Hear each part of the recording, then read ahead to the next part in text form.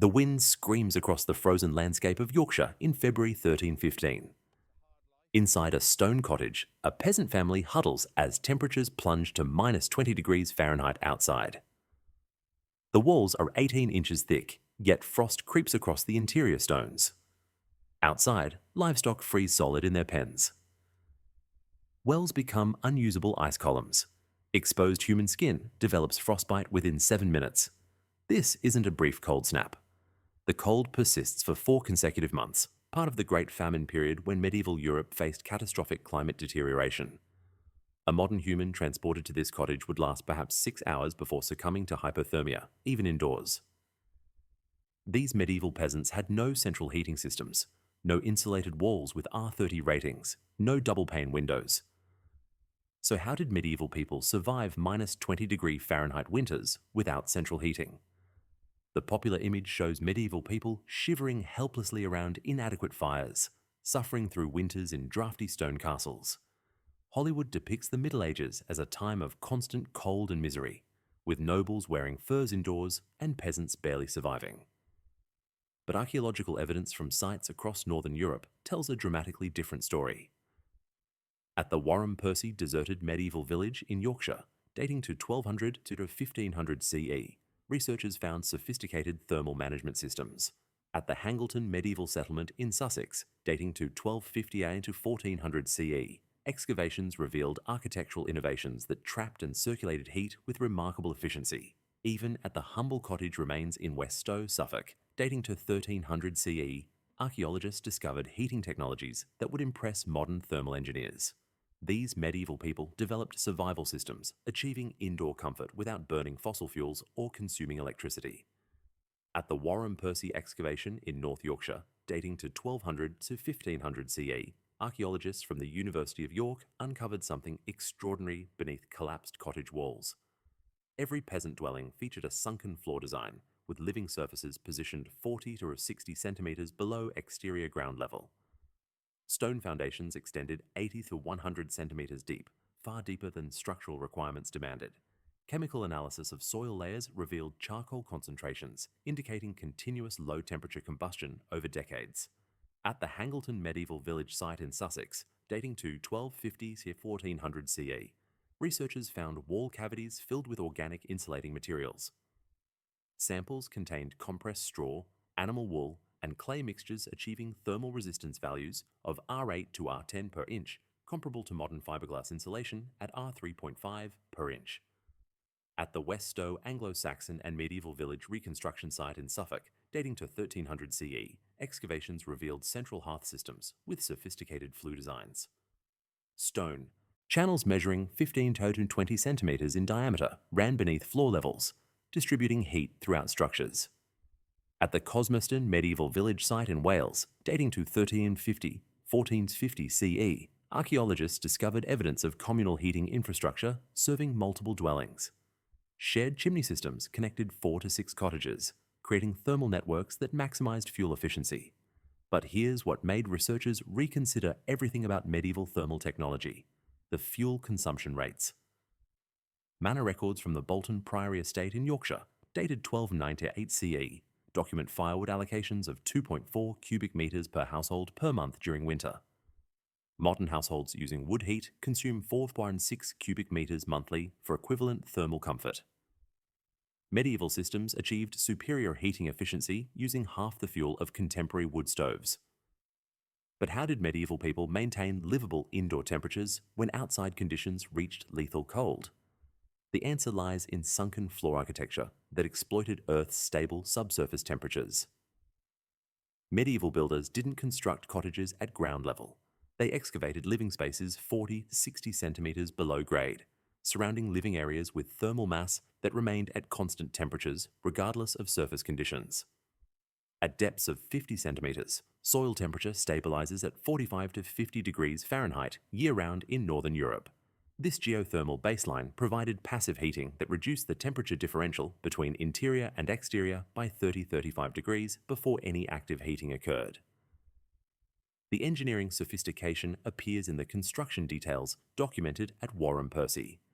Stone foundations descended to depths of 80–100 centimetres, creating thermal barriers that prevented ground frost penetration. The sunken floors weren't simply dug pits. They featured rammed earth surfaces, compressed to densities of 1/800 to 2,000 kilograms per cubic meter, matching modern concrete density. This compression eliminated air pockets that could allow cold air infiltration while maximizing thermal conductivity with stable subsurface temperatures. Archaeological evidence shows builders incorporated stones beneath floor surfaces at 15 to 20 centimeter depths. These stone layers absorbed geothermal heat during day and released it during night, creating thermal buffering that moderated temperature swings. Modern radiant floor heating systems use similar principles, circulating heated water through floor structures. Medieval sunken floors achieved comparable results using only earth and stone. The unexpected benefit was humidity control. Subsurface positioning naturally regulated moisture levels at 50 to 60% relative humidity, preventing the extreme dryness that makes cold air feel colder and causes respiratory distress. Stone walls alone couldn't prevent heat loss through massive medieval cottage walls measuring 45 to 60 centimeters thick. Medieval builders developed composite wall systems using multiple material layers with different thermal properties. The archaeological evidence from Hangleton reveals sophisticated construction sequences. First, an outer stone layer 20 centimeters thick provided structural support and weather protection. Second, a cavity layer 15 to 20 centimeters wide, filled with compressed organic materials, created the primary thermal barrier. Third, an inner stone or wattle and daub layer 10-15 centimeters thick provided interior finishing and additional thermal mass. This wasn't random construction. It was engineered thermal performance. The insulating cavity fill materials show remarkable sophistication when analyzed. Samples from multiple medieval sites contain precisely mixed ratios: 40% compressed straw, 35% sheep wool, 20% clay, and 5% animal hair. This combination wasn't accidental. Straw provides structural rigidity and air pockets for insulation. Wool adds superior thermal resistance at R3.5 to R4.0 per inch. Clay binds materials and provides moisture resistance. Animal hair, particularly horsehair, adds tensile strength, preventing settling and compression over time. Modern testing at the University of York's BioArch laboratory measured thermal conductivity of reconstructed medieval wall fills at 0.042 watts per meter, Kelvin. Contemporary fiberglass insulation measures 0.040 watts per meter Kelvin. The medieval composite matched modern insulation performance within 5%. The walls also incorporated ventilation channels. Small voids 2 to 3 centimeters in diameter ran vertically through wall cavities at 60-80 centimeter intervals. These allowed moisture vapor to escape while preventing bulk air movement, eliminating the condensation problems that plague modern insulated walls. Additionally, the thermal mass of stone layers stored heat during active fire periods and released it gradually overnight, maintaining temperature stability for 8 to 10 hours after fires died down. Even with superior insulation, medieval cottages required active heating systems. The central hearth designs found at West Stowe and Cosmiston represent sophisticated radiant heating engineering. These weren't simple fire pits. They were carefully designed heat distribution systems. The hearths occupied central floor positions, equidistant from all walls, maximizing radiant heat coverage. Stone construction extended 30-40 centimeters below floor level, creating thermal reservoirs that absorbed and stored heat. Archaeological analysis reveals hearthstones selected for specific thermal properties. Sandstone and limestone predominate, materials with heat capacity of 0.9 to 1.0 kilojoules per kilogram Kelvin, meaning they absorb substantial heat energy without extreme temperature increases. But the sophisticated engineering appears in the flue systems. Rather than venting heat directly upward and out of structures, medieval hearths incorporated horizontal flue channels running beneath floors before turning vertical. At the Cosmiston excavations, researchers found flue channels 15 to 20 centimeters in diameter, extending 2 to 3 meters horizontally from central hearths before rising to roof vents. These channels distributed heat throughout floor surfaces, creating medieval radiant floor heating. Stone channel walls absorbed heat from combustion gases, warming surrounding earth and floor surfaces. Modern radiant floor systems maintain surface temperatures of 75-80 85 degrees Fahrenheit for comfort. Analysis of medieval hearth and flue configurations shows they achieved floor surface temperatures of 65 to 75 degrees Fahrenheit, slightly lower, but sufficient for comfort when combined with superior wall insulation. The horizontal flue design also improved combustion efficiency. The extended path allowed more complete fuel burning and heat extraction before exhaust gases escaped. Modern high-efficiency wood stoves achieve 75 to 80% thermal efficiency. Medieval hearth and flue systems achieved 65 to 70% efficiency, remarkable performance for technology developed through empirical observation. The systems also provided cooking surfaces, with multiple temperature zones around the central hearth offering different heat intensities for food preparation. Individual sleeping arrangements would have been thermally catastrophic during -20-degree winters. Medieval households developed collective sleeping systems that maximized human body heat retention and sharing. Archaeological evidence from multiple sites reveals consistent sleeping platform designs. Raised wooden platforms measuring 2 to 3 meters wide and 3-4 meters long occupied wall sections opposite hearths. These platforms elevated sleeping surfaces 40-50 centimeters above floor level, positioning sleepers in the warmest air layer. Cold air settles at floor level. Air temperature increases 2-3 degrees Fahrenheit per vertical foot. The elevated platforms place sleepers in air 3-6 degrees warmer than floor temperature without any additional heating. But the crucial innovation was collective sleeping. Manor records and archaeological evidence indicate households of 6-8 people shared single sleeping platforms. This wasn't poverty or lack of space. It was thermal engineering. Human bodies generate 100 watts of heat continuously during sleep. 8 people generate 800 watts, equivalent to a modern space heater. When sleeping in close contact under shared blankets, this heat accumulates rather than dissipating. Modern survival training teaches the same principle for preventing hypothermia. Medieval people implemented it as standard winter practice.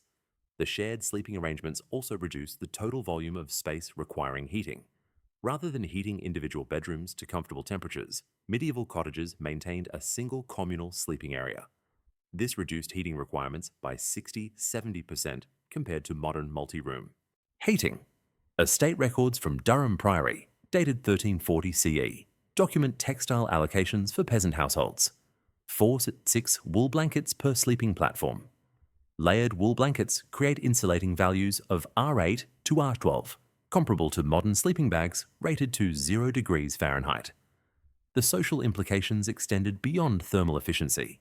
Collective sleeping strengthened family and community bonds, created security during dangerous winter months, and allowed adults to monitor children and elderly members continuously.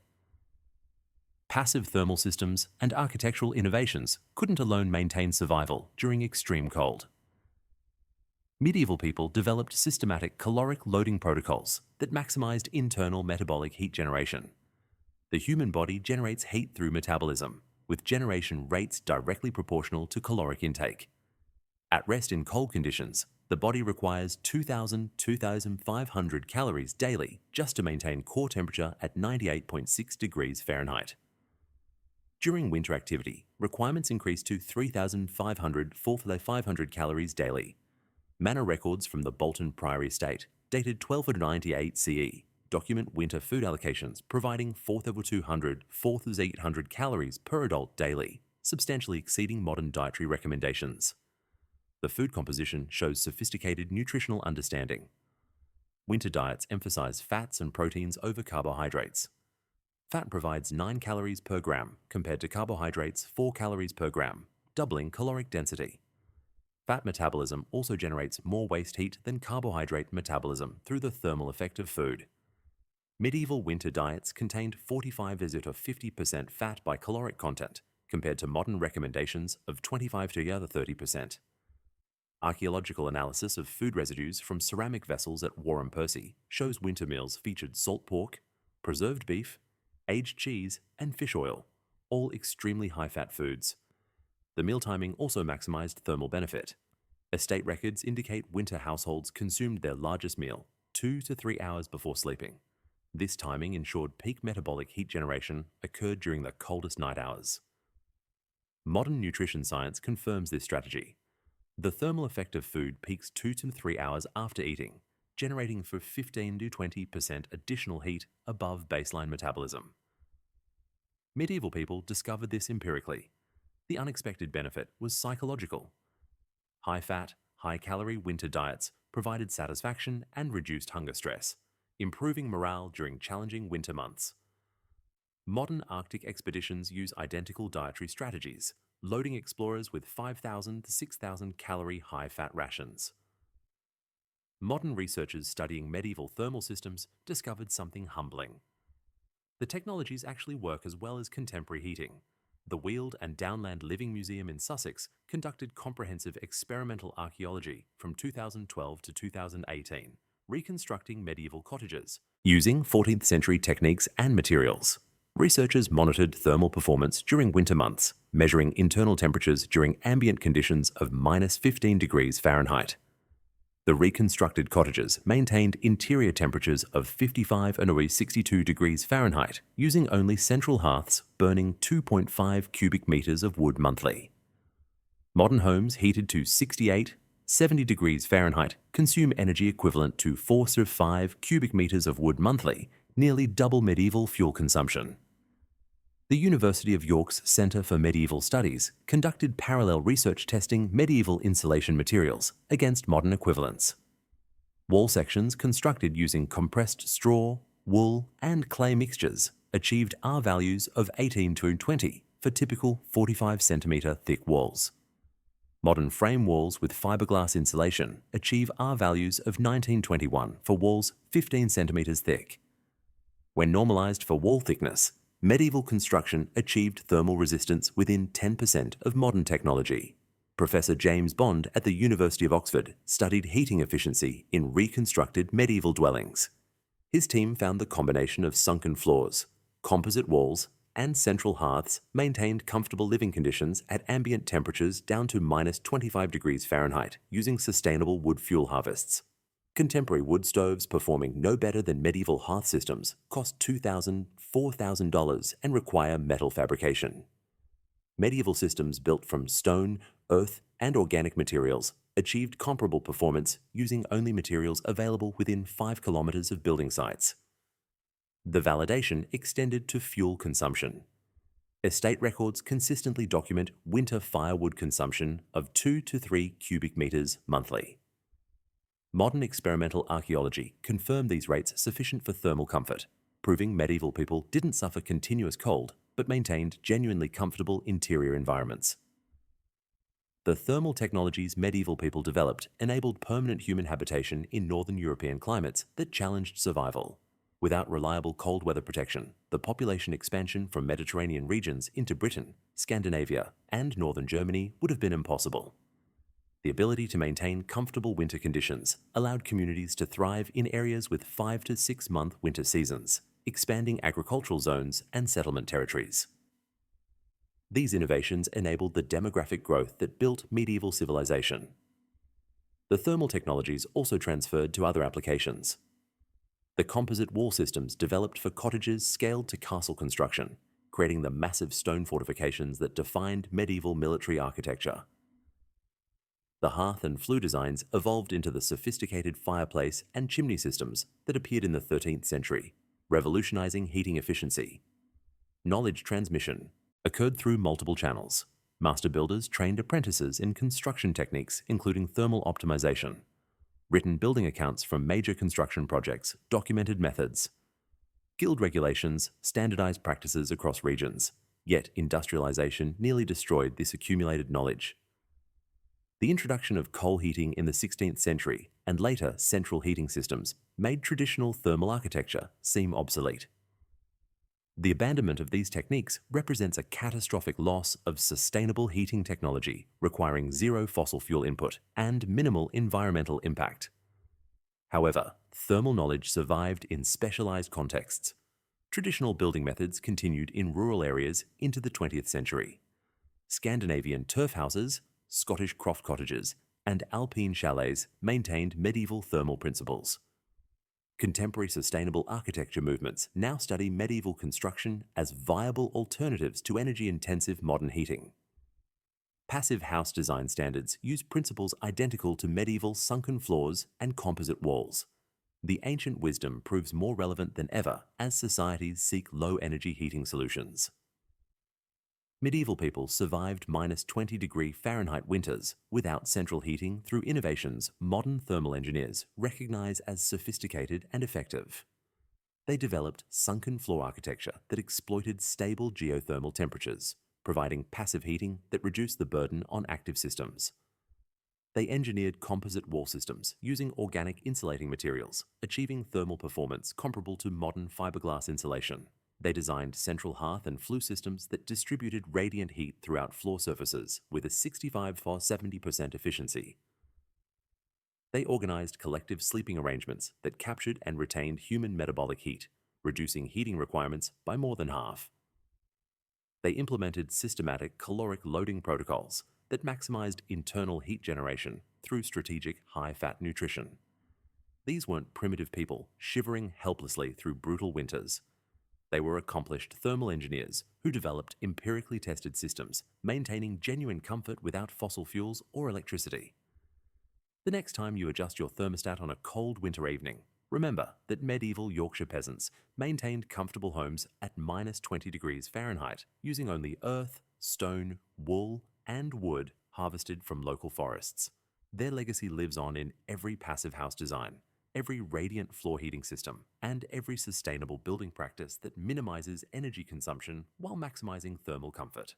The cottages lying in ruins across the English countryside represent not humanity's primitive past, but our extraordinary capacity to observe thermal principles, refine construction techniques through centuries, and develop sustainable technologies that worked reliably for over 500 years.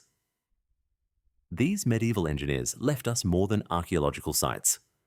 They left functional heating systems that modern, sustainable architecture movements now study and adapt, proving that sophisticated thermal comfort doesn't require massive energy consumption, just careful observation of natural principles and intelligent design.